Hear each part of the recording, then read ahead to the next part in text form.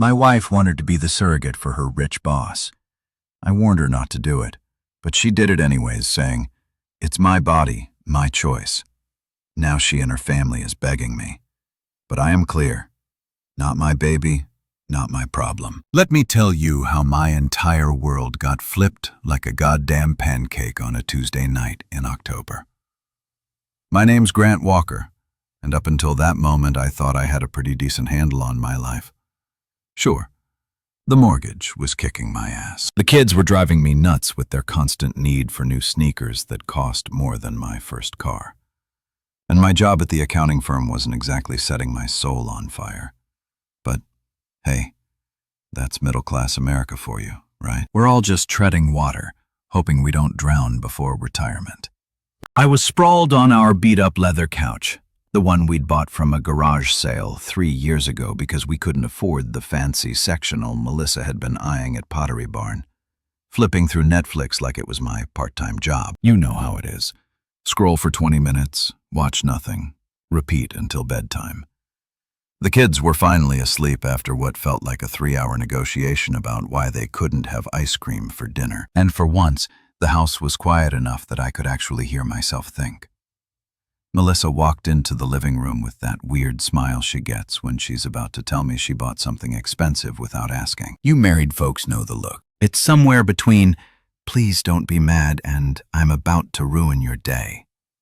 She popped down next to me, which should have been my first red flag because usually she sits on the opposite end of the couch, scrolling through her phone, liking Instagram posts of her high school friends pretending their lives are perfect. So she said, and that's when I knew I was screwed. Nobody starts a conversation with "so" when they're about to tell you something good. So is the opening act for bad news. So is what comes right before the car needs new brakes or your mother's coming to stay for a month. I muted the TV, some crime show where they solve murders in exactly 42 minutes, which is about as realistic as my chances of ever owning a boat, and turned to look at her. "What's up, babe?" I asked. Because despite being married for 8 years, I still hadn't learned to just keep my mouth shut and pretend to be asleep. That's when she dropped it. Just like that. No warning, no build-up.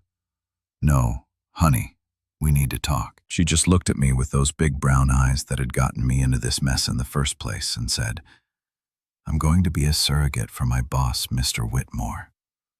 I swear to God, time stopped. You know that moment in movies when everything goes silent and the camera zooms in on the protagonist's face? That was me. Except instead of dramatic music, all I could hear was the neighbor's dog barking at absolutely nothing, like dogs do when they want to remind you that life is chaos. At first, I laughed. I actually laughed because what else do you do when your wife tells you she's planning to carry another man's baby? Like she's announcing she's thinking about taking up yoga. "Good one, Mel," I said, reaching for the remote. "What are we watching?" But she didn't laugh back. She just sat there with that serious expression she usually reserves for parent-teacher conferences and conversations about our credit card debt. That's when it hit me. She wasn't joking. This wasn't some weird attempt at humor. My wife, the mother of my 3 children, the woman who complained when I left dishes in the sink overnight, was seriously telling me she wanted to get knocked up by her boss. "Melissa," I said slowly, like I was talking to one of our kids after they'd done something spectacularly stupid. "Please tell me you're kidding." She shook her head, and I felt something cold settle in my stomach. You know that feeling when you're on a roller coaster and you hit the big drop? That moment when your brain catches up to what's happening and realizes you're completely screwed. Yeah, that his wife can't have children. She continued like this was a perfectly normal conversation. "They've been trying for years. Vivian's had 3 miscarriages and the doctors say it's not safe for her to keep trying. Charles asked me last week if I'd consider it, and I've been thinking about it ever since." Charles. She called him Charles, not Mr. Whitmore. When had that started? And more importantly, When had my wife started having private conversations with her boss about his reproductive plans? Melissa, no. The words came out sharper than I intended. But hell, she just told me she wanted to carry another man's child. I think a little sharpness was warranted. This isn't some small favor. This isn't like watching their dog while they go on vacation. This will destroy us. She rolled her eyes, actually rolled her eyes like I was being dramatic. Grant, it's not like I'm having an affair. It's a medical procedure. I'm helping them have a family. You're helping yourself have a closer relationship with your boss. I shot back because, let's be real here, Melissa had always been a little too eager to please authority figures, a little too concerned with what people thought of her. In high school, she was the girl who stayed after class to wash the chalkboards. In college, she was the one organizing study groups for professors who probably didn't even know her name. And now, at 32, she was offering to carry her boss's baby because she thought it would make her indispensable. That's not what this is about, she said, but her voice had that defensive edge that told me I'd hit the nail on the head. Charles and Vivian are good people. They deserve to have a family. What about our family? I asked, gesturing around our living room with its mismatched furniture and crayon marks on the walls. What about our kids? What about us? She looked at me like I just suggested we sacrifice a goat in the backyard. This doesn't have anything to do with us. It's my body, Grant, my choice. I don't need your permission. And there it was, the line in the sand. The moment when I realized that somewhere along the way we'd stopped being a team and started being two people who happened to live in the same house and split the electric bill. My chest felt tight, like someone had wrapped a rubber band around my ribs and was slowly twisting it. Melissa, I said, trying to keep my voice steady. If you do this, it will destroy our marriage. You understand that, right? She stared at me for a long moment, and I thought, maybe, just maybe, she was starting to get it. Maybe she was realizing that carrying another man's baby wasn't exactly the kind of thing you could just add to your weekend to-do list, right between grocery shopping and soccer practice. But then she smiled, and it wasn't the warm smile I'd fallen in love with 8 years ago. It was cold, calculated, like she'd already made up her mind and was just going through the motions of pretending to care about my opinion. Then maybe, she said, standing up and smoothing down her yoga pants, you should rethink what being a husband means. And just like that, she walked out of the room, leaving me sitting there with the muted TV and the crushing realization that my marriage had just died. Even though neither of us was ready to admit it yet. That was the night everything changed. That was the night I learned that sometimes the person you love most in the world can become a complete stranger without ever leaving the room. You'd think after dropping a nuclear bomb on our marriage, Melissa might have taken a step back to consider the radioactive fallout. But nope, that would have required actual self-awareness. And apparently my wife had checked that particular skill at the door when she decided to play baby factory for her boss. The next few days were like living in some twisted version of Groundhog Day. Except instead of Bill Murray trying to win over Andy McDowell, I was stuck trying to talk sense into a woman who'd apparently lost her damn mind. Every morning I'd wake up thinking maybe the whole thing had been a nightmare brought on by too much leftover pizza. But there she'd be, humming while she made coffee, acting like she hadn't just announced her plans to destroy our family with the casual enthusiasm of someone discussing their weekend gardening plans. Melissa, I'd start, because I'm nothing if not persistent. Some might say stupidly optimistic. We need to talk about this surrogate thing. She'd give me this patronizing smile that made me want to throw my coffee mug against the wall. Grant, I've made up my mind. Charles and Vivian really need this. Charles and Vivian. Always Charles and Vivian. Like they were the royal family or something. Never mind that Charles was just another corporate suit who'd probably stepped on a dozen people climbing his way up the ladder. And Vivian was one of those society-wise who spent more on handbags than most people made in a year. But sure, let's upend our entire life because they couldn't figure out how to make a baby the old-fashioned way. I tried every angle I could think of, the practical angle. Mel, You know how miserable you were when you were pregnant with Emma. You couldn't keep anything down for 3 months and your back was killing you the entire time. The emotional angle. What are the kids going to think when mommy's walking around with someone else's baby? The financial angle. They're not exactly paying you enough to cover the medical bills, let alone compensation for 9 months of your life. But nothing stuck. She had an answer for everything, delivered with the kind of self-righteous certainty that probably started wars back in the day. She'd help with childcare costs. She'd explained to the kids that she was helping a family. She was doing this out of the goodness of her heart, not for money. Although, let's be real, the 25 grand Charles was offering didn't exactly hurt her enthusiasm. Then the flying monkey showed up. First, it was her sister Clara, because of course it was.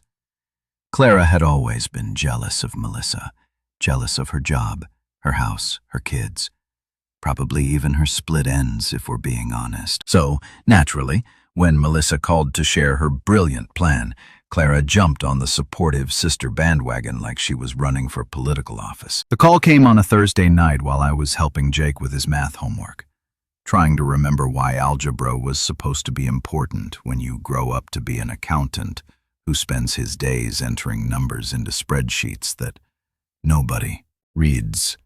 Grant, Clara's voice had that fake sweet tone she used when she was about to stick a knife between your shoulder blades. I just wanted to call and tell you how proud I am of Melissa. I pressed the phone harder against my ear, hoping the kids couldn't hear this conversation. Oh yeah, and why is that, Clara? For agreeing to be a surrogate. It's such a selfless, beautiful thing to do. You should be supporting her instead of being so negative about it. Negative, right? Because apparently not wanting your wife to carry another man's baby made you the villain in this twisted fairy tale. Clara, with all due respect, this is between Melissa and me. It's really not. She's my sister, Clara interrupted, and I could practically see her getting all puffed up with righteous indignation. And what she's doing is amazing. She's giving the gift of life to people who can't have children. It's practically saintly. Saintly. Jesus Christ. You know what would be saintly, Clara? If Charles and Vivian adopted one of the thousands of kids who need homes instead of paying my wife to manufacture them a custom baby. The line went quiet for a second, and I thought maybe I'd actually gotten through to her. But then she came back swinging. You're being selfish, Grant. This isn't about you. It's about helping people. And Melissa has a big enough heart to do it. Maybe you should try having a little compassion. I wanted to tell Clara exactly where she could stick her compassion. But Jake was sitting right there, chewing on his pencil eraser and probably absorbing every word of this train wreck. So instead I just said, "Thanks for the call, Clara. I'll keep that in mind." And hung up. But Clara was just the opening act. The real headliner came that Sunday after church because, of course, this conversation had to happen after church where everyone was supposed to be feeling all holy and charitable. Melissa's mother, Joanne, cornered me in the parking lot while Melissa was inside getting the kids from Sunday school. Joanne was one of those women who'd perfected the art of passive-aggressive warfare, who could make you feel like a complete piece of garbage while smiling and offering you a casserole. "Grant, dear," she said, linking her arm through mine like we were old friends instead of two people who barely tolerated each other. "I wanted to have a little chat with you about Melissa's decision." Here we go, I thought. Round 2 of Let's All Gang Up on Grant. "Joan, I really don't think this is the right place." "Oh, nonsense. There's no wrong place to discuss doing God's work." She patted my arm with her free hand, the same way you'd pat a dog who just peed on the carpet. "What Melissa is doing is truly noble. She's bringing life into the world for people who can't do it themselves. You should be proud of her, not trying to hold her back. Noble." There was that word again. Apparently everyone had gotten the memo that this was the official spin we were putting on the situation. "Joanne, I understand that you think." "I don't think, dear. I know. I raised 3 children, and I know what sacrifice looks like. Melissa is making a beautiful sacrifice. And as her husband, you should be supporting her, not making her feel guilty about doing the right thing. The right thing. The right thing would have been talking to me before she agreed to anything. The right thing would have been considering how this would affect our kids, our marriage, our entire life. But apparently I was the only one who seemed to think any of that mattered. Has it occurred to anyone, I said, trying to keep my voice low even though I wanted to shout, that maybe Melissa should have discussed this with her husband before agreeing to carry another man's baby? Joanne's smile never wavered, but her grip on my arm tightened. Marriage is about supporting each other's dreams, Grant, not holding each other back out of selfishness. Selfishness, right? Because not wanting your family to be turned into a circus sideshow was selfish. Because thinking your wife should prioritize her actual family over her boss's wishes was selfish. That night after the kids were in bed and Melissa was upstairs taking one of her endless baths, I sat her down at the kitchen table, the same table where we'd eaten thousands of meals, where we'd helped the kids with homework, where we'd planned vacations we couldn't afford and dreamed about a future that was apparently never going to happen. Melissa, I said, looking directly into her eyes, hoping she could see how serious I was. I need you to really hear me. If you go through with this surrogate thing, our marriage is over. She stared at me for a long moment, and for just a second, I thought I saw a flicker of uncertainty in her expression. Maybe she was finally starting to understand what was at stake here. Maybe she was realizing that some decisions can't be undone, that some choices change everything. But then her face hardened and she crossed her arms over her chest like she was building a wall between us. Then maybe, she said, her voice cold enough to freeze hell over, you should rethink what being a husband means. And there it was again. The same line she'd used a few nights ago, delivered with the same icy certainty. Like I was the problem. Like I was the one being unreasonable. That was her ultimatum. Delivered with all the warmth of a tax audit. Shape up or ship out. Support her insane plan, or get out of her way. Looking back now, I realized that was the moment our marriage officially flatlined. Everything that happened after that was just the long, slow process of pulling the plug. 3 months. 3 goddamn months of walking on eggshells, sleeping in the same bed as someone who'd essentially become a stranger, and pretending everything was normal while my wife went through the motions of getting artificially inseminated with another man's sperm. Yeah, you read that right. Artificially inseminated. Because apparently even when you're destroying your marriage, there are still medical procedures to follow. During those 3 months, I kept hoping she'd come to her senses. Maybe she'd wake up one morning and realize that carrying her boss's baby wasn't exactly the career move she thought it was. Maybe she'd look at our kids. Jake with his gap-toed grin, Emma with her stubborn cowwick, and little Sophie who still crawled into our bed during thunderstorms. And remember that she already had a family worth protecting. But hope, as it turns out, is just disappointment, wearing a fancy outfit. The morning everything became real started like any other Tuesday in suburban hell. I was downstairs making coffee in our ancient Mr. Coffee machine that made sounds like a dying walrus, but somehow still managed to brew a decent cup when I heard Melissa's footsteps on the stairs. Not her usual rushed morning stomp. She was late for everything, always had been, but slow, deliberate steps like she was walking to her own execution. Or mine.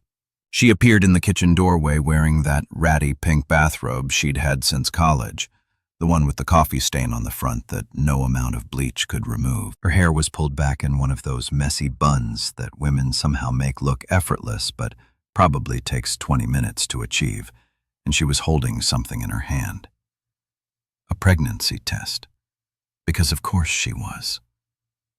Grant, she said, and her voice had this weird mix of excitement and terror that I'd heard twice before when she told me she was pregnant with Jake, and again with Emma. But this time hearing it made my stomach drop through the floor and probably into our neighbor's basement. I set down my coffee mug, the one Emma had made me in art class with "World's Okayest Dad" painted in crooked letters, and turned to face her fully. Part of me wanted to run, just bolt out the back door, hop in my Honda Civic, and drive until I hit ocean or ran out of gas, whichever came first. But the other part of me, the part that had been preparing for this moment for 3 months, just stood there waiting for the inevitable. "It worked," she said, holding up the pregnancy test like it was a winning lottery ticket instead of the death certificate for our marriage.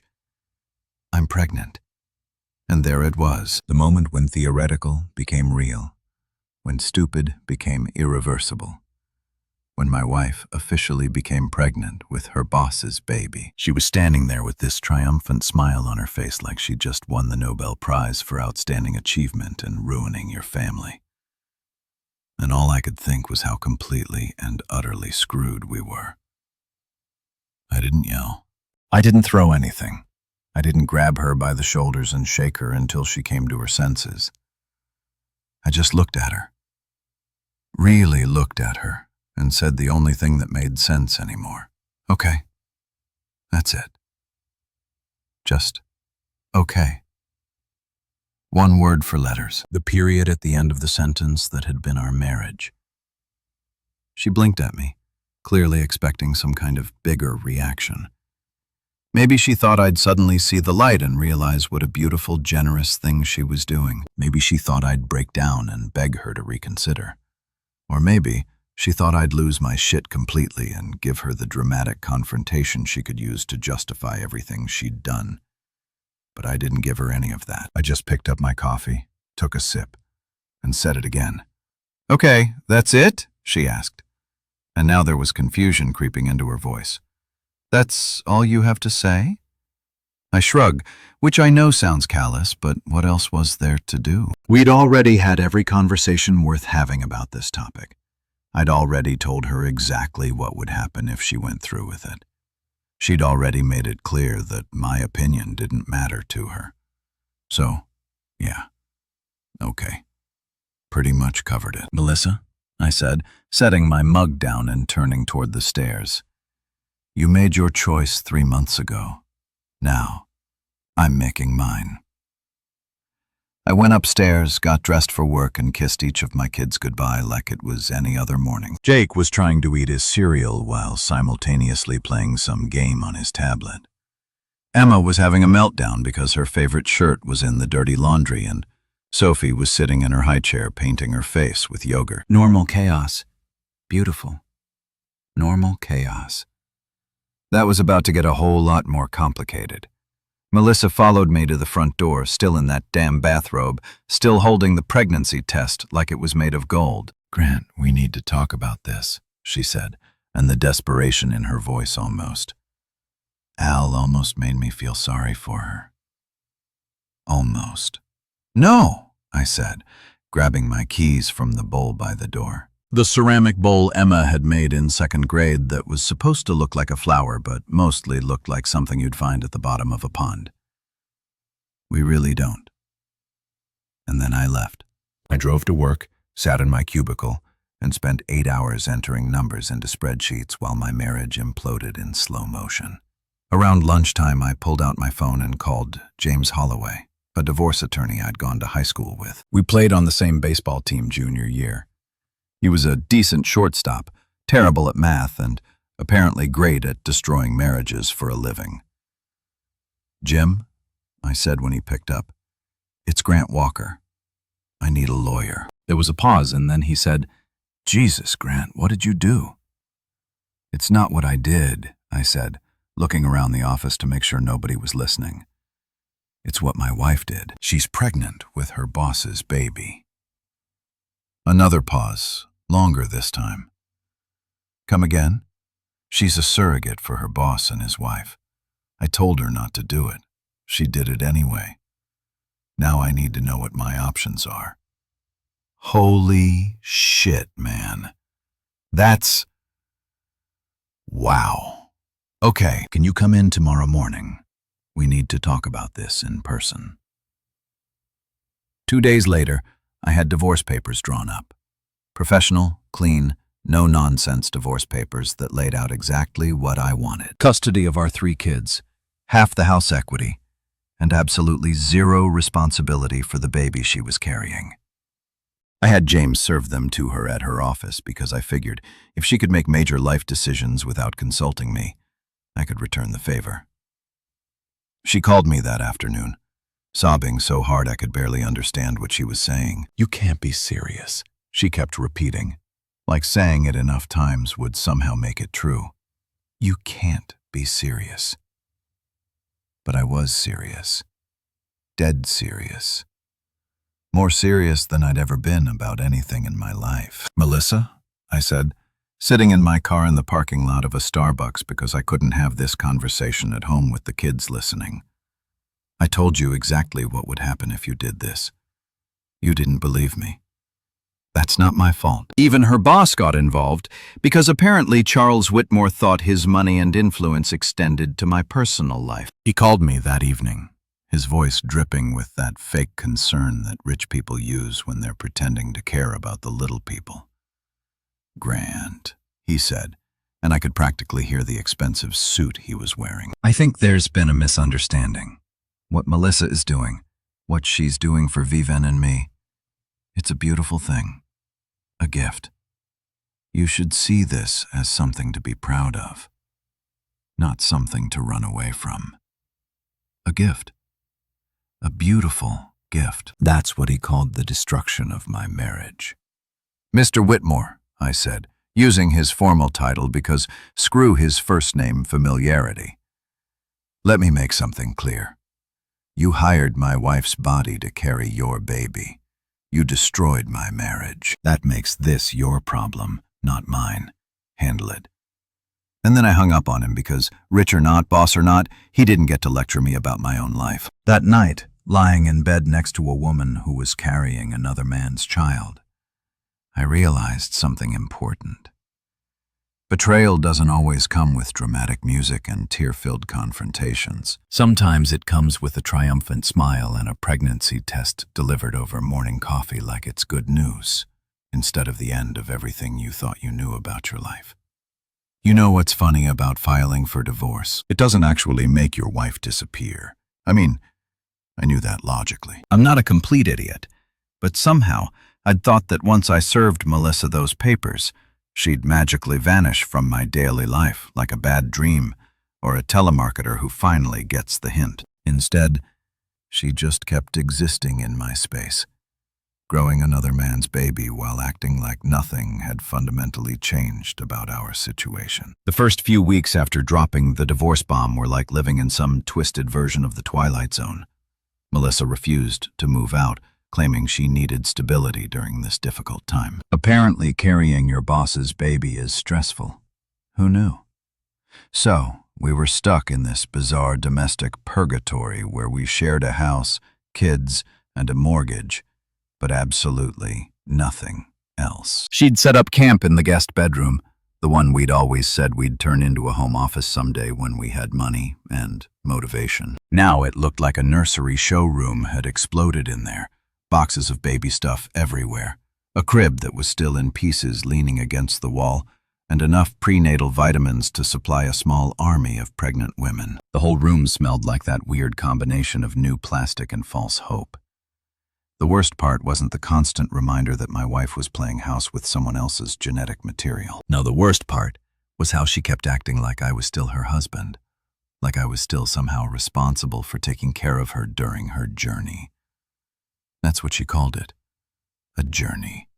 Like she was climbing Everest instead of just getting knocked up by her boss. "Grant, can you grab me some pickles on your way home?" She'd text me at work like I was still running errands for her instead of actively trying to extract myself from her life. "Grant, can you help me set up the crib? It's really heavy and I'm not supposed to lift anything over 10 pounds. "Grant, can you drive me to my doctor's appointment? Charles and Vivian are in Europe for 2 weeks. Each time I'd look at my phone and feel this mixture of disbelief and rage that she still thought I was part of Team Melissa. Did she honestly believe that filing for divorce was just some kind of negotiating tactic? like I was playing hard to get instead of actually trying to get the hell out of Dodge. My standard response became a masterpiece of emotional detachment. I wouldn't even look up from whatever I was doing. Usually my laptop, because work had become my escape from the circus my home life had become. Not my kid, not my problem. 6 words. Simple, direct, and absolutely devastating in their clarity. The first time I said it, Melissa looked like I'd physically slapped her. By the 10th time, she just got this pinched expression around her eyes, like she was developing a permanent migraine from dealing with my unreasonable attitude. But here's the thing about being pregnant. It doesn't care whether your husband has checked out of the relationship or not. Biology doesn't give a damn about your emotional state or your marital status. So while I was busy practicing my emotional detachment, Melissa was dealing with all the fun stuff that comes with growing a human. Morning sickness that lasted all day. Weird food cravings that sent her to the grocery store at midnight looking for pickles and ice cream.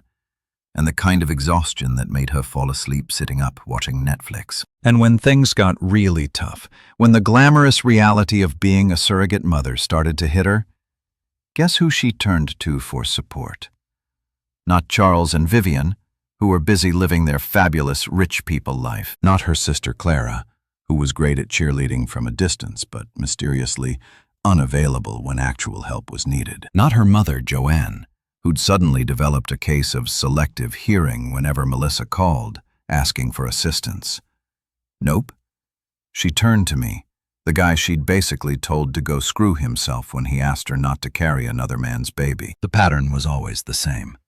She'd start out trying to handle everything herself, putting on this brave face like she was some kind of pregnancy warrior who didn't need anybody. But then reality would set in, usually around 3 a.m., when the baby decided to practice kickboxing on her internal organs. And she'd come knocking on my bedroom door like a lost puppy looking for shelter. "Grant," she'd whisper, tapping softly on the door like she was afraid to wake me up, even though we both knew I wasn't sleeping. Who could sleep with all the drama happening under our roof? "Grant, are you awake?" I'd lie there in the dark staring at the ceiling, listening to her breathe on the other side of the door. Part of me, the part that had loved her for 8 years, the part that had held her hair back when she had food poisoning, the part that had stayed up all night when she was scared about Jake's ear infection, wanted to open that door and help her. But the bigger part, the part that was still pissed off about her complete disregard for our marriage, kept me glued to the mattress. "Please, Grant, just once. Can you help me? The baby's kicking so hard I can't sleep and I'm scared something's wrong." That's when I'd roll over and deliver my favorite new phrase with all the warmth of the tax audit. "Not my baby, not my problem." The silence that followed was always thick enough to cut with a knife. Sometimes she'd stand there for a few minutes, probably hoping I'd change my mind. Sometimes I'd hear her crying softly through the door, which should have broken my heart, but mostly just made me angry.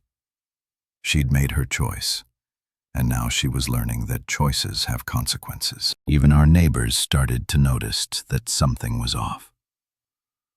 Mr. Daniels, the retired guy next door who spent most of his time watering his lawn and judging everyone else's landscaping choices, cornered me one Saturday morning while I was taking out the trash. "Grant," he said, glancing toward our house, where Melissa was visible through the kitchen window, moving slowly and looking about as miserable as a human being could look.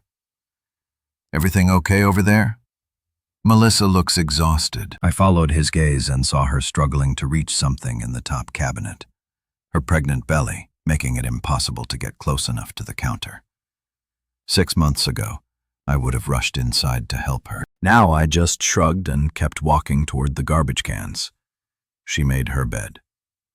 I told Mr. Daniels, let her lie in it. He gave me this look like I'd just announced I was joining a cult or starting a meth lab in my garage. "But Grant, she's pregnant. Doesn't matter what happened between you two. She needs help. Then her boss can help her," I said, shoving the trash bag into the can with more force than necessary. He's the father, not me. Mr. Daniels shook his head like he couldn't believe what he was hearing. I don't know what happened between you two, but this isn't right, son. A man doesn't abandon his wife when she's carrying a child. A wife doesn't get pregnant by another man. I shot back because I was getting really tired of everyone acting like I was the villain in this story. Charles Whitmore wanted a baby. He got one. Now he can deal with everything that comes with it. But Charles and Vivian, it turned out, were about as useful as screen doors on a submarine when it came to the day-to-day reality of pregnancy. They showed up for the big moments, the ultrasound appointments where they could see their precious baby developing, the doctor visits where they could ask questions about genetic testing and due dates. They brought expensive gifts and talked about nursery themes and college funds. But when Melissa needed someone to hold her hair back while she puked her guts out, or when she needed help getting up from the couch because her center of gravity had shifted to somewhere around Jupiter, Charles and Vivian were nowhere to be found. They had lives to live, after all, important places to be. Charles had board meetings and golf games. Vivian had charity galas and spa appointments. They couldn't be expected to deal with the messy, unglamorous parts of pregnancy. That's what husbands were for. Except I wasn't her husband anymore.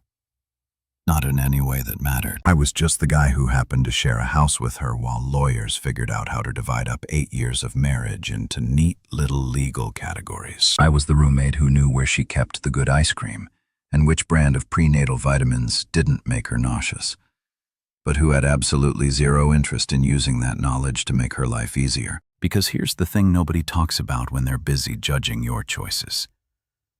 Sometimes love isn't enough. Sometimes respect matters more than affection. And sometimes preserving your own sanity is more important than being the bigger person. Melissa had chosen Charles and Vivian's needs over mine, their future over ours, their happiness over our family stability. Now she could live with the consequences of that choice, all by herself, just like she'd wanted. 9 months. That's how long it takes to grow a human being, destroy a marriage, and completely lose your damn mind. By the time Melissa hit her 3rd trimester, our house had turned into some kind of surreal performance art piece about dysfunction. She'd waddle around like a penguin wearing yoga pants, complaining about everything from her swollen ankles to the baby's habit of using her bladder as a soccer ball, while I perfected the art of being physically present but emotionally checked out. The whole situation was like watching a car accident in slow motion.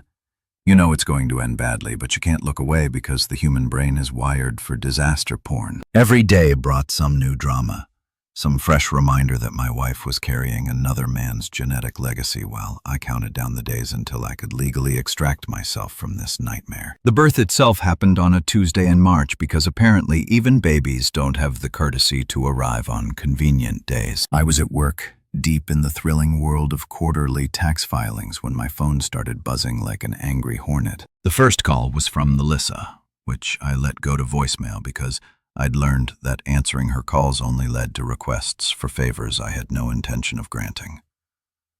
The second call was also from Melissa. Then the 3rd, 4th, and 5th.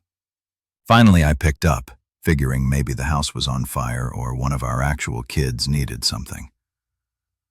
"Grant," she gasped, and I could hear that particular brand of panic that meant things were happening fast. "It's time. The baby's coming." For a split second, just one stupid, reflexive second, my brain went into husband mode. The same mode that had kicked in when she'd gone into labor with Jake, Emma, and Sophie. The mode where you drop everything, grab the hospital bag, and drive like a maniac while trying to remember everything from those childbirth classes you'd slept through. But then, reality crashed back in like a bucket of ice water. This wasn't my baby. This wasn't my emergency. This was Charles and Vivian's big moment, the culmination of their expensive fertility journey, the answer to all their rich people prayers. "Okay," I said. My voice as flat as roadkill. So call Charles. I did, she sobbed, and now I could hear the real fear creeping in. He's in a meeting. His secretary said she'd try to reach him, but then call Vivian. She's at some spa in Napa. Grant, please, I need. I hung up, just pressed the little red button and went back to my tax forms like nothing had happened. Because what was I supposed to do? Drop everything and rush to the hospital to watch my wife give birth to her boss's baby, hold her hand while she delivered another man's child. Cut the umbilical cord that connected someone else's kid to my wife's body. Yeah, that was going to be a hard pass for me. The phone kept ringing. Melissa, probably calling from the ambulance or the hospital, desperate for someone, anyone, to be there for her during what should have been one of the most important moments of her life. But she'd made her choice about who mattered to her, and it wasn't me. Around 3 p.m. my desk phone rang. The hospital. Mr. Walker. This is St. Mary's Hospital. Your wife Melissa asked us to call you. She's given birth to a healthy baby boy, and she's asking if you can come. I'm not the father, I said, cutting off whatever guilt trip they were about to lay on me. Call Charles Whitmore. He's the father. This has nothing to do with me. There was a pause, the kind of silence that happens when someone realizes they've stepped into a situation way more complicated than they bargained for. Sir, Mrs. Walker is very upset. She's asking for you specifically, and I'm specifically not coming. I said like I told you. Call Charles Whitmore. It's his baby, his responsibility. I gave them Charles's office number and hung up. Then spent the rest of the day trying to focus on work while ignoring the growing gnawed in my stomach. Not guilt. I was way past guilt, but something else. Maybe relief that it was finally over, that the pregnancy that had been hanging over our lives like a storm cloud had finally ended. Maybe anticipation for what came next, now that there was an actual baby involved, instead of just the abstract idea of one. That evening, I picked up our kids from after-school care like it was any other day. Jake was excited because he'd gotten an A on his science project about volcanoes. Emma was grumpy because some kid had stolen her favorite pencil eraser, and Sophie wanted to know if we could have pancakes for dinner. Normal kid problems. Beautiful, normal kid problems that had nothing to do with surrogacy or bosses or babies that belonged to other people. Where's Mommy? Sophie asked as I buckled her into her car seat. Mommy's at the hospital, I said, which was technically true. She had to help some people today. Is she sick? Emma asked, and I could see her starting to worry in that way kids do when they sense something's wrong, but don't understand what. No, sweetheart, she's fine. She just had to do something for work. It wasn't a lie, exactly. Melissa had made it pretty clear that this whole surrogate thing was about her career, about impressing Charles and securing her position at the firm.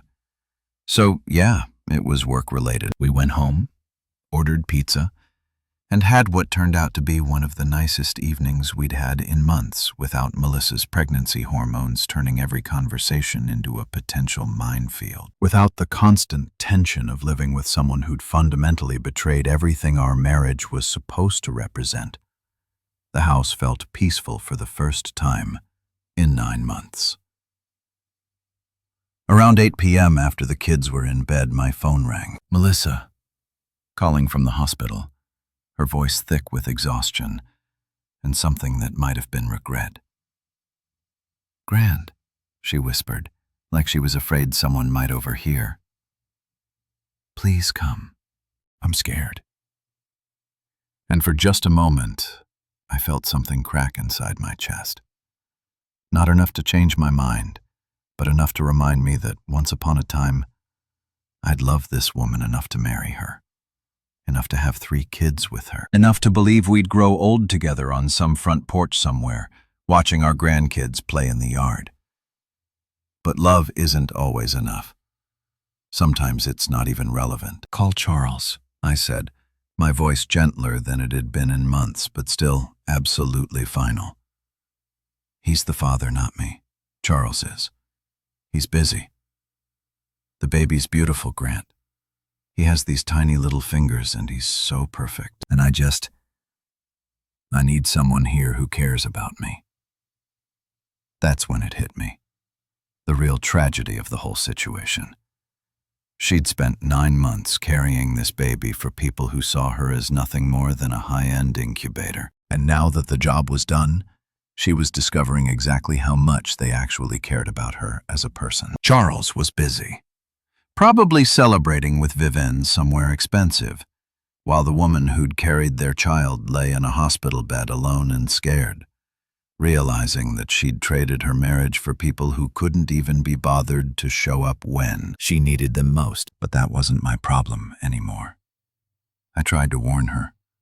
I told her exactly what would happen. She'd chosen not to believe me. "Melissa," I said, looking out the kitchen window at our backyard where the kids' swing set sat empty in the fading light. "You made your choice. Now live with it." And then I hung up and turned off my phone because I was done being her backup plan. Done being the person she turned to when her real priorities let her down. Done being married to someone who'd put her boss's needs ahead of our family's well-being. The baby was born healthy and perfect, just like she'd said. Charles and Vivienne finally showed up at the hospital with flowers and champagne and probably a photographer to document their magical moment.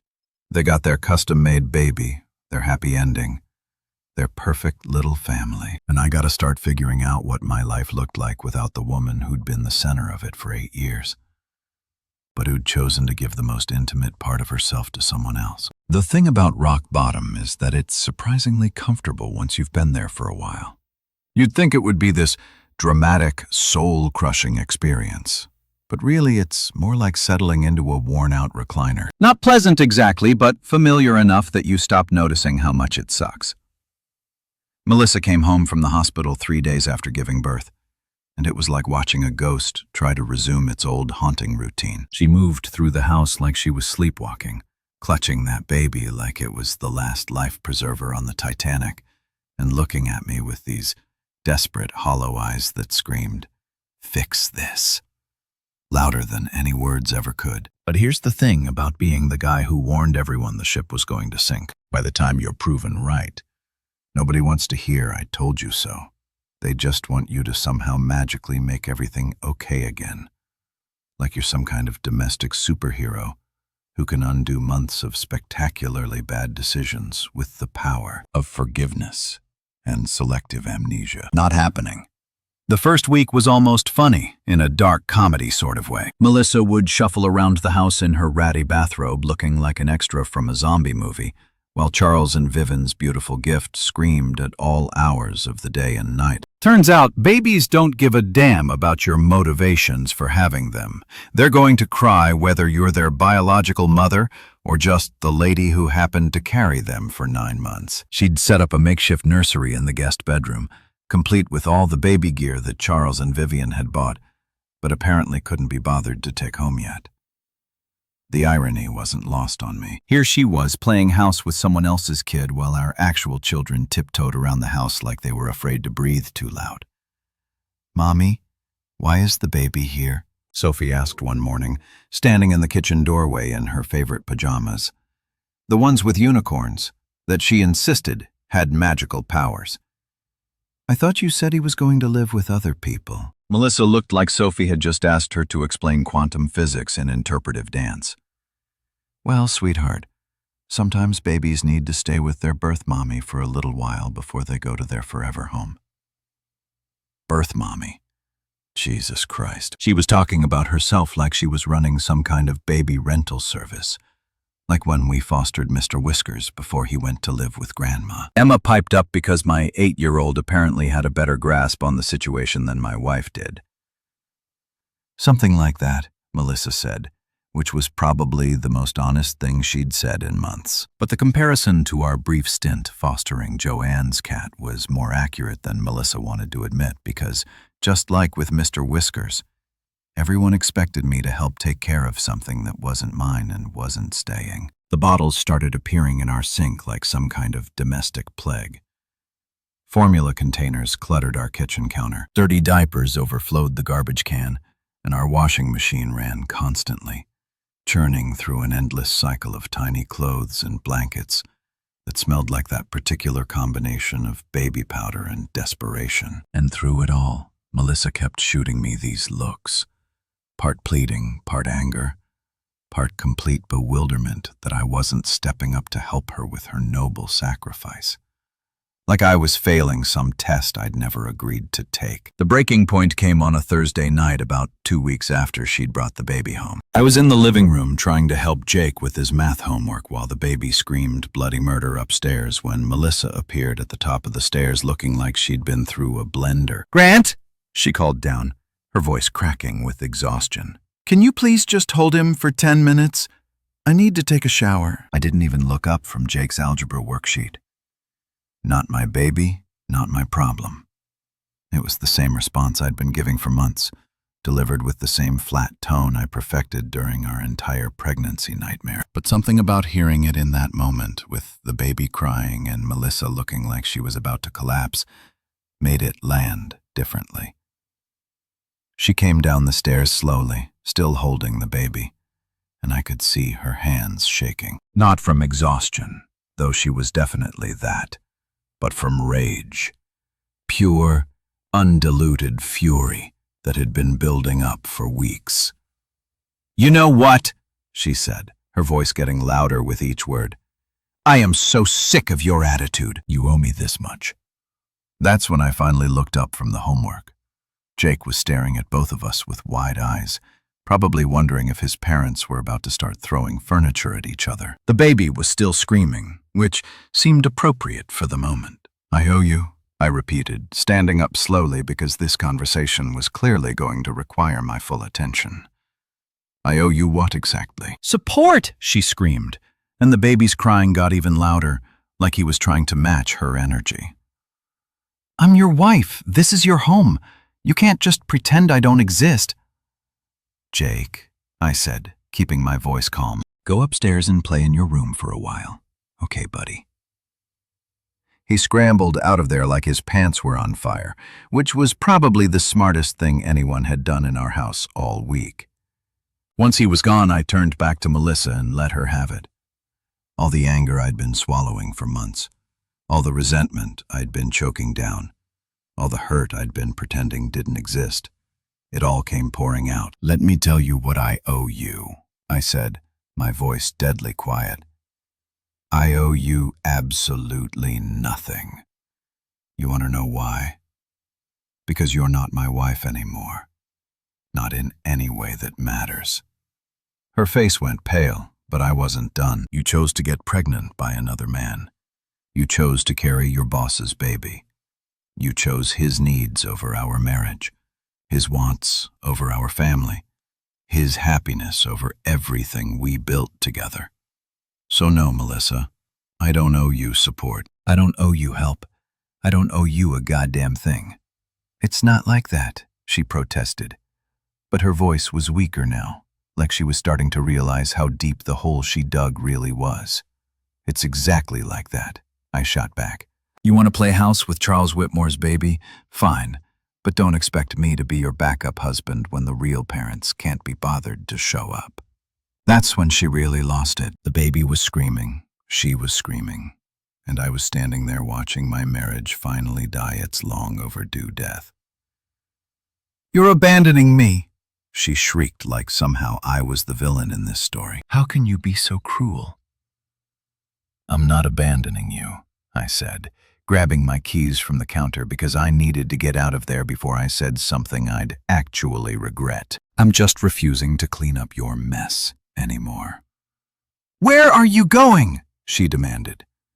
"Anywhere but here," I said, heading for the door. Call Vivian. Call your sister, your mother. Call the Pope for all I care. But stop calling me. I'm done." And then I left. Got in my car and drove around for 2 hours listening to talk radio and trying to remember what my life had been like before it turned into a soap opera written by someone with serious mental health issues. When I came back, the house was quiet. Melissa's car was gone, and so was the baby. She'd finally packed up and left, taking her beautiful gift with her.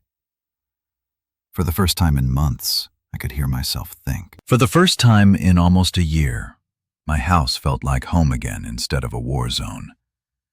The kids were upstairs, probably confused and scared by all the yelling, but safe.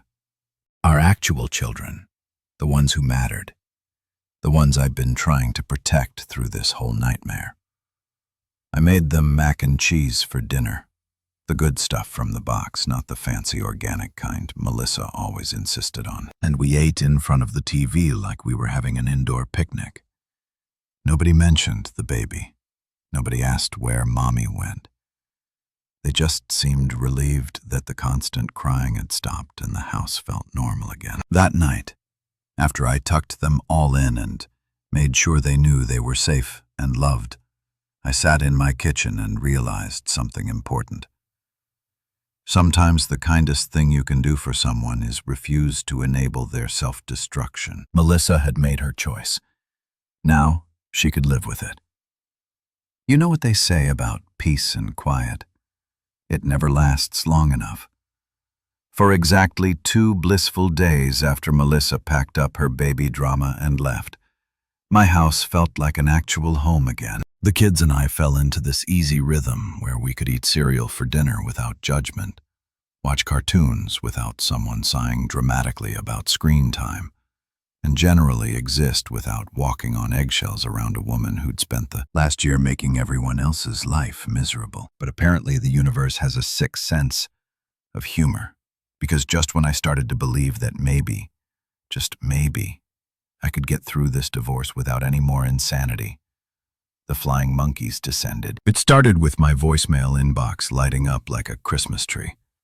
I'd come home from work to find 7 new messages, each one more ridiculous than the last. It was like Melissa had sent out some kind of emergency alert to every person who'd ever met her. Attention all friends and family members.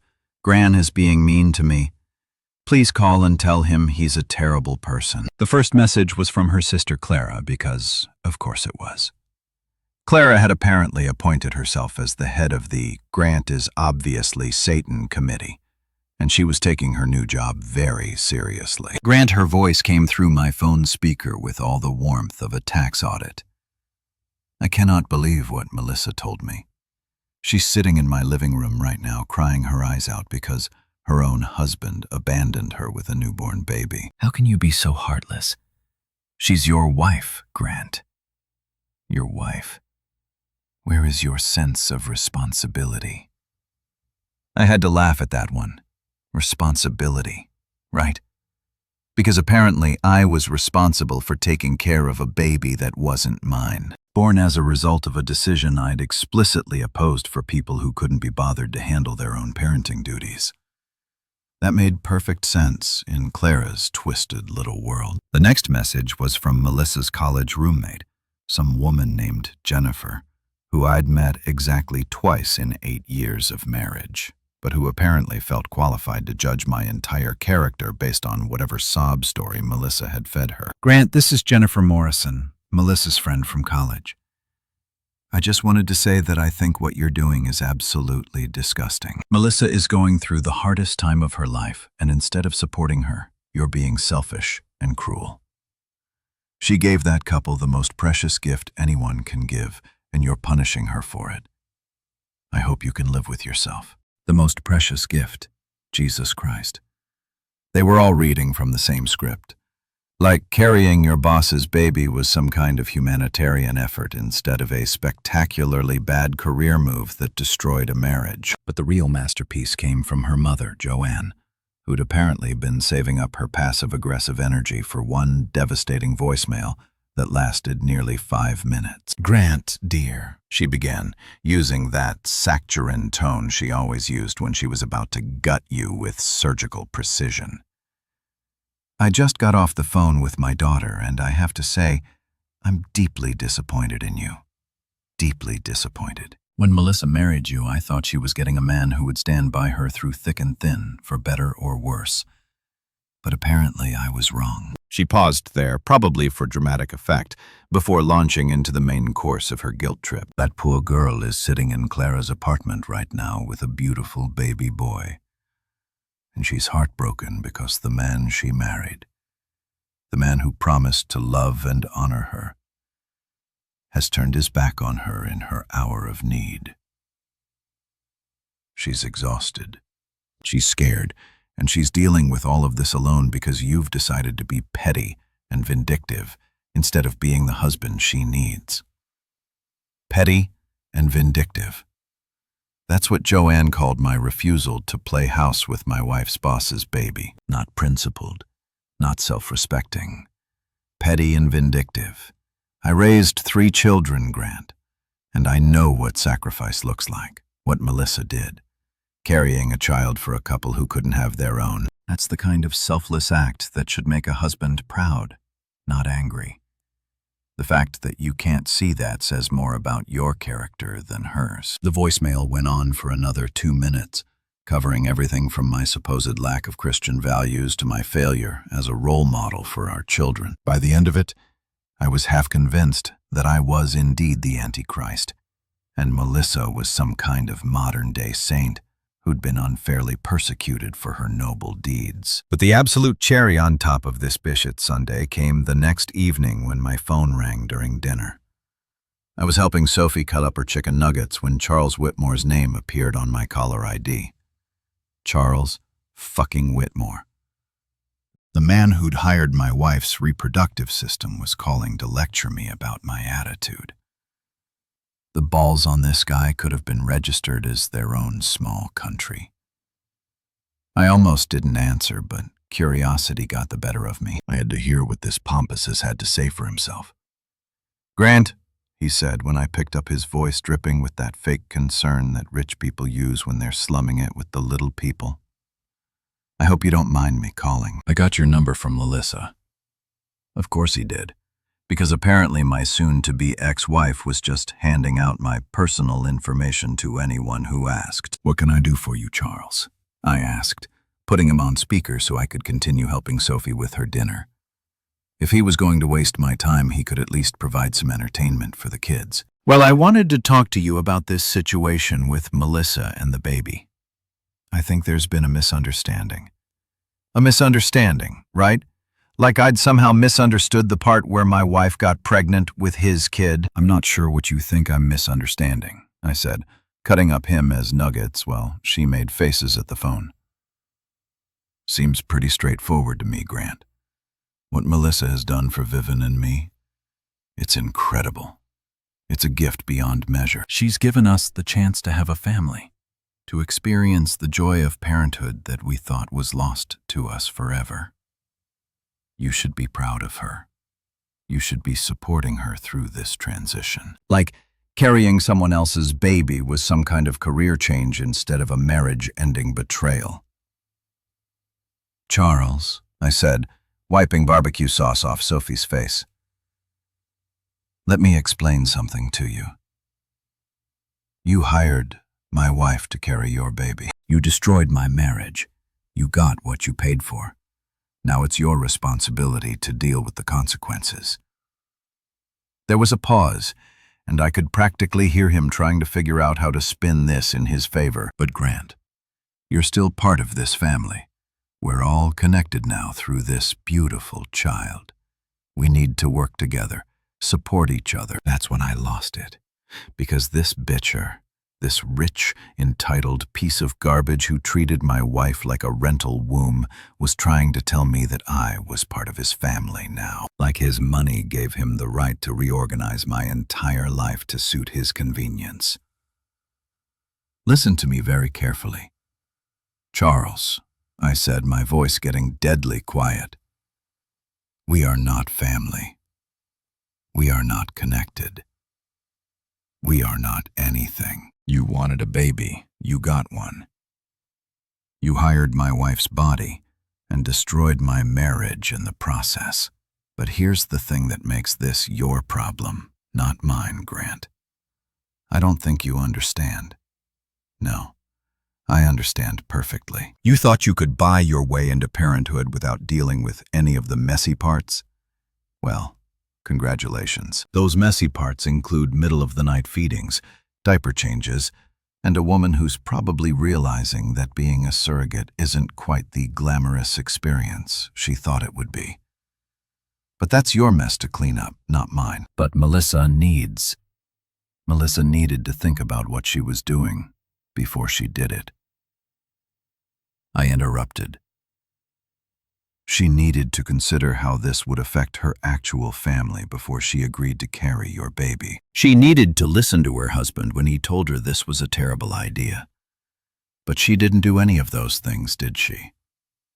The line went quiet, and for a moment, I thought maybe I'd actually gotten through to him. Maybe he was starting to understand that his money couldn't buy him absolution from the chaos he'd helped create. But then he came back with that same smooth, condescending tone. Grant, I think you're being unreasonable. This is about more than just you and Melissa. There's a child involved now. Your child, I said, cutting him off again. Your responsibility. Your problem. I never wanted any part of this arrangement. I told everyone it was a bad idea, and now I'm supposed to clean up the mess. I don't think so. And then I hung up on him because rich or not, boss or not, he didn't get to lecture me about responsibility while sitting in his fancy office, completely removed from the reality of what he'd set in motion. That night after the kids were in bed, I sat in my kitchen and marveled at the sheer audacity of these people. They'd all rallied around Melissa like she was some kind of victim instead of a woman who'd made a series of spectacularly bad choices that had predictable consequences. Not one of them had called to ask how I was doing. Not one had acknowledged that maybe, just maybe, I had a right to be angry about my wife carrying another man's baby. Not one had suggested that perhaps Melissa should have considered her husband's feelings before agreeing to this insane arrangement. But they all had plenty to say about my supposed failures as a husband and human being. The begging parade was in full swing, and I was apparently the only one who could see how ridiculous the whole thing was. If you've never been through a divorce, let me paint you a picture. Imagine the worst job interview of your life crossed with a root canal, sprinkled with the emotional devastation of watching your entire adult life get dissected by strangers in cheap suits. Now multiply that by about 1,000, and you're getting close to what it's like to sit in a courtroom while lawyers argue over who gets to keep the good dinnerware and whether you're a terrible human being. The whole thing started 6 months after I'd filed the papers because apparently the legal system moves at roughly the same speed as continental drift. By the time we actually made it to court, Melissa had settled into her new life as a single mother living in her sister's spare bedroom. Charles and Vivian had presumably bonded with their custom-made baby, and I'd gotten comfortable with the idea that my marriage was dead than disco. But Melissa, being Melissa, couldn't just sign the papers and move on with her life. No, she had to turn our divorce into some kind of three-ring circus where she was the tragic heroine and I was the mustache-twirling villain who'd abandoned his pregnant wife in her hour of need. Her lawyer was this guy named Richard Steinberg, one of those slick operators who probably learned his trade watching reruns of L.A. Law and figured out that righteous indignation pays better than actual legal knowledge. He had perfectly styled hair, a tan that definitely came from a bottle, and the kind of practiced sincerity that made you want to check your wallet after shaking his hand. My lawyer, on the other hand, was James Holloway, the same guy I played baseball with in high school, who'd gone on to law school while I was studying accounting, and probably wondering why anyone would voluntarily choose a career that involved this much paperwork. Jim was the kind of lawyer who wore off-the-rack suits and actually cared about winning cases instead of just looking good while losing them. The courtroom itself looked exactly like every courtroom you've ever seen on TV, with paneling that had probably been installed during the Coolidge administration, fluorescent lighting that made everyone look like they were suffering from a vitamin deficiency, and that particular smell that all government buildings seem to have, like disinfectant mixed with broken dreams. Melissa sat at the plaintiff's table looking like she'd stepped out of a tragic single-mother photo shoot. She was wearing this simple black dress that probably cost more than my monthly car payment. Her hair was pulled back in a style that said, "I'm too devastated to care about my appearance, but somehow still look perfect."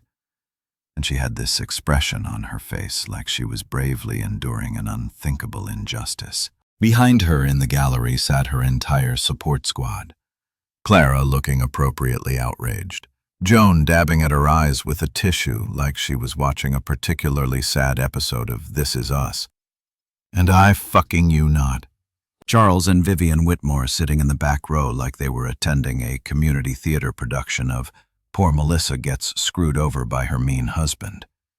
The audacity of those two showing up was almost impressive. Here they were, the people who'd started this whole mess by hiring my wife's reproductive system, sitting in my divorce proceedings like concerned family members, instead of the home-wrecking bitches they actually were. Steinberg opened with what I can only describe as a masterclass in emotional manipulation. He painted a picture of Melissa as this selfless saint who'd made the ultimate sacrifice to help a childless couple, only to be cruelly abandoned by her heartless husband during the most vulnerable time of her life. "Your Honor," he said, gesturing toward Melissa like she was some kind of religious icon. "My client is a woman who exemplifies the very best of human nature. When she learned that her employer and his wife were struggling with infertility, she made the extraordinary decision to serve as their surrogate mother. This wasn't a decision she made lightly, Your Honor. This was an act of pure compassion, a gift of life itself. A gift of life." Jesus, these people really were all reading from the same script. But instead of supporting his wife during this difficult time, Steinberg continued, his voice getting more dramatic with each word. The defendant chose to abandon her. He filed for divorce while she was pregnant. Your Honor, he refused to attend the birth of the child she was carrying. He has shown a callous disregard for his wife's emotional and physical well-being. That is frankly shocking. He went on like that for 20 minutes, painting me as some kind of monster who'd kicked a pregnant woman to the curb for having the audacity to help people in need. By the time he was done, I was half convinced that I should be locked up for crimes against humanity, instead of just trying to get out of a marriage that had turned into a nightmare. But then it was Jim's turn, and that's when things got interesting. Your Honor, Jim said, standing up with a stack of papers that looked thick enough to stop a bullet. The plaintiff's attorney has told you a very compelling story. It's just too bad that story has almost nothing to do with the facts of this case. He walked over to the evidence table and picked up a manila folder that looked like it could have contained the secrets of the universe. The facts, Your Honor, are these. Mrs. Walker made a unilateral decision to carry another man's child without consulting her husband. When Mr. Walker expressed his opposition to this arrangement, she ignored him. When he explained how this decision would affect their marriage, she dismissed his concerns.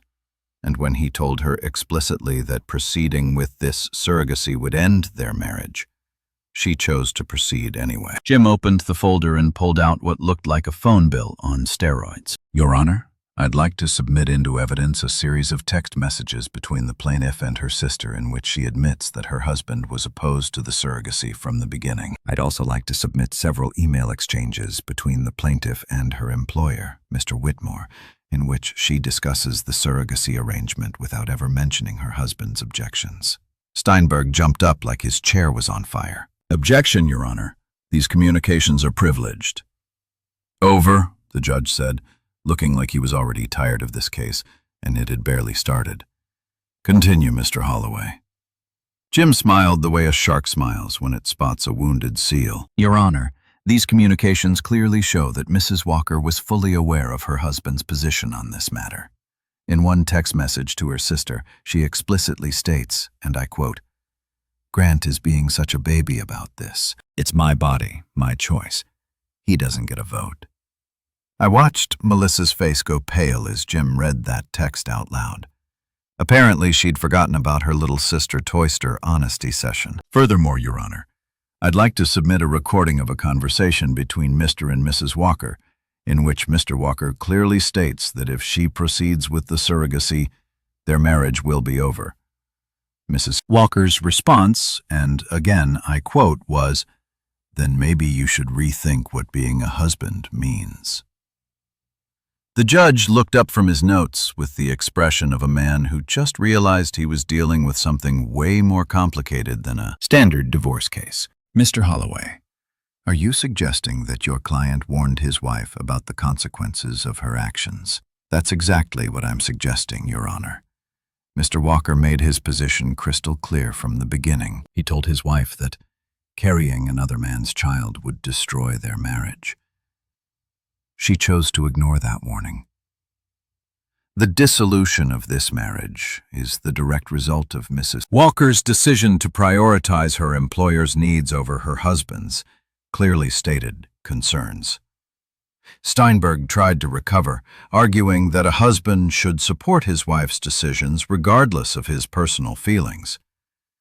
But the damage was done. The texts, the emails, the recorded conversation, it all painted a picture of a woman who'd made a unilateral decision to destroy her marriage and was now shocked that her husband had actually followed through on his warnings. The best part was watching Charles and Vivian squirm in their seats as it became increasingly clear that their beautiful gift had come at the cost of someone else's family. They probably thought they were just hiring a surrogate, not destroying a marriage. But intent doesn't really matter when the results speak for themselves. By the time the proceedings wrapped up for the day, it was pretty clear which way the wind was blowing. Melissa looked like she'd been hit by a truck. Her legal dream team looked like they were already planning their exit strategy. And I felt something I hadn't felt in months. Hope. Hope that maybe, just maybe, the truth would actually matter in this circus. Hope that someone would finally acknowledge that I wasn't the villain in this story. Just a guy who tried to protect his marriage and been ignored. Hope that when this was all over, I could finally move on with my life and stop being defined by my wife's spectacularly bad decisions. 2 weeks after the courtroom circus ended, I found myself sitting in the same uncomfortable wooden chair, but this time, the atmosphere was completely different. Instead of the tense drama of competing narratives, there was just the cold, hard reality of legal consequences being handed down by a judge who looked like he'd rather be anywhere else on the planet. Judge Morrison was one of those old-school guys who'd probably seen every sob story, every excuse, and every attempt at emotional manipulation that the legal system had to offer. He had gray hair, wire-rimmed glasses, and the expression of a man who'd stopped being surprised by human stupidity sometime around the Clinton administration. After reviewing all the evidence presented, he began, his voice carrying the weight of finality that only comes from years of making decisions that change people's lives forever. This court finds that the dissolution of this marriage was the direct result of unilateral decisions made by the plaintiff without regard for her spouse's clearly stated objections. I felt something loosen in my chest, something that had been wound tight for almost a year. This was it. This was the moment when someone in authority finally acknowledged that I wasn't the bad guy in this story. Furthermore, Judge Morrison continued, the court finds that the plaintiff's decision to prioritize her employment obligations over her marital responsibilities demonstrates a fundamental disregard for the stability required to maintain a healthy family environment. Melissa sat at her table looking like someone had just told her that Santa Claus wasn't real and the Easter Bunny was a fraud. Her perfectly composed, tragic mother facade was cracking around the edges, and I could see the panic starting to creep in as she realized that her sob story wasn't going to get her what she wanted. Therefore, this court awards primary physical custody of the minor children, Jacob Walker, Emma Walker, and Sophie Walker, to the defendant, Grant Walker. The plaintiff will be granted supervised visitation rights to be exercised at times and locations to be determined by the court-appointed mediator. Supervised visitation. That was the legal way of saying, we don't trust you to be alone with your own kids without someone watching to make sure you don't screw up their lives any worse than you already have. The gavel came down with a sound like a gunshot. And just like that, it was over. 9 months of pregnancy drama, 6 months of legal warfare, and years of marriage. All of it officially dead and buried in about 10 minutes of judicial pronouncement. Melissa broke down completely. Not the pretty, dignified crying you see in movies, but the ugly, desperate sobbing of someone who just realized that actions have consequences. And lawyers can't always fix stupid decisions. Her sister Clara rushed forward to comfort her, shooting me a look that could have melted steel, like somehow I was responsible for the mess Melissa had made of her own life. "I don't want to lose them," Melissa whispered through her tears loud enough for everyone in the courtroom to hear. It was probably meant to be one last appeal to my non-existent sympathy, one final attempt to make me the villain for enforcing the natural consequences of her choices. I stood up, straightened my tie, the good one I'd bought specifically for this occasion, and looked down at the woman who had once been my partner. And everything. "Then you should have thought about that before you decided to carry another man's baby," I said, my voice calm and steady.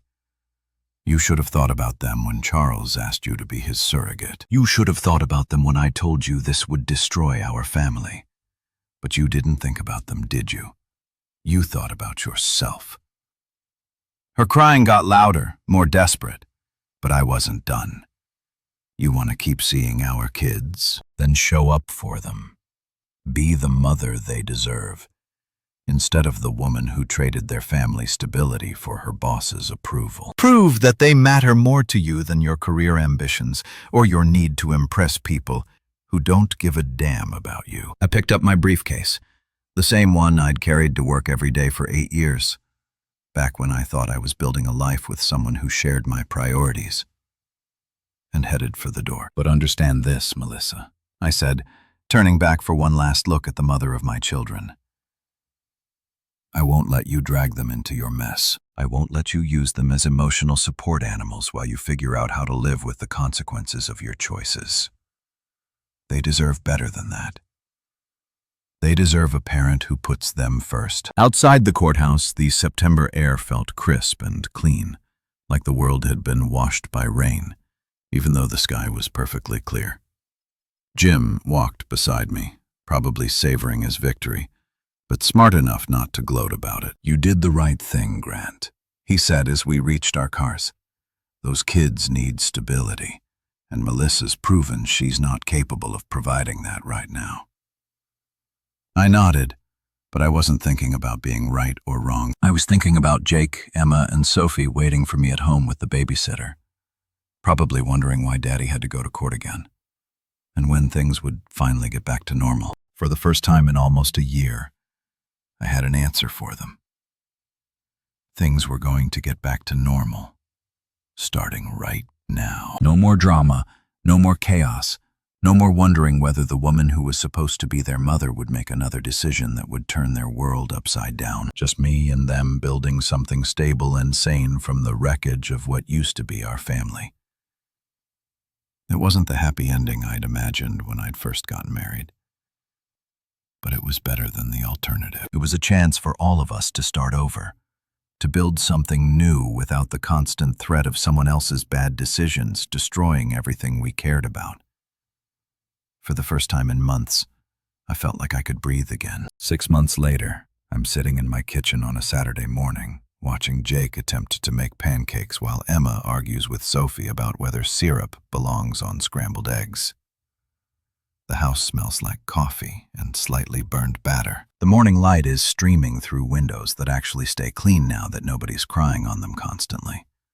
And for the first time in what feels like forever, everything is exactly as chaotic as it should be. This is what normal looks like. Not the fake Instagram perfect normal that people pretend to have, but real normal. The kind where your 8-year-old puts too much vanilla in the pancake mix. Your 6-year-old insists that purple is a perfectly reasonable color for breakfast food. And your 4-year-old tries to feed pancakes to the dog we don't have. "Dad, can we get a dog?" Sophie asks. "Right on cue. because apparently my kids have developed telepathic powers. Ask me again when you can remember to put your clothes in the hamper instead of on the floor. I tell her, which his parents speak for, not until you're 30 and living in your own house. The funny thing about divorce is that everyone expects you to be miserable. They expect you to be bitter, lonely, struggling to figure out how to braid your daughter's hair or explain why mommy doesn't live here anymore. And sure, there were some rough patches, like the night Emma asked if mommy stopped loving us, or when Jake's teacher called because he'd been acting out at school. But mostly, it's been peaceful. Quiet in a good way. Like when you finally turn off a TV that's been playing static in the background for so long you forgot it was even on. The kids have their routine now.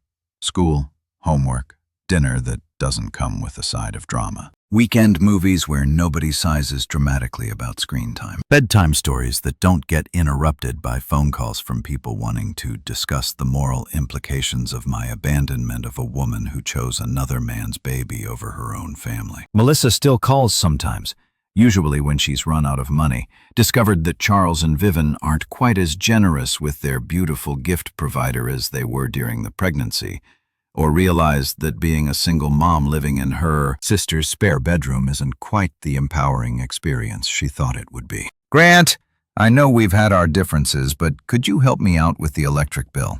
Just this once. Grant, the baby's been crying all night and I don't know what to do. Charles said they're too busy to help this week. Grant, I made a mistake. I see that now. Can we talk about working things out? The answer is always the same. No. Not because I'm trying to be cruel, but because I learned something important during this whole nightmare. You can't save people from the consequences of their own choices.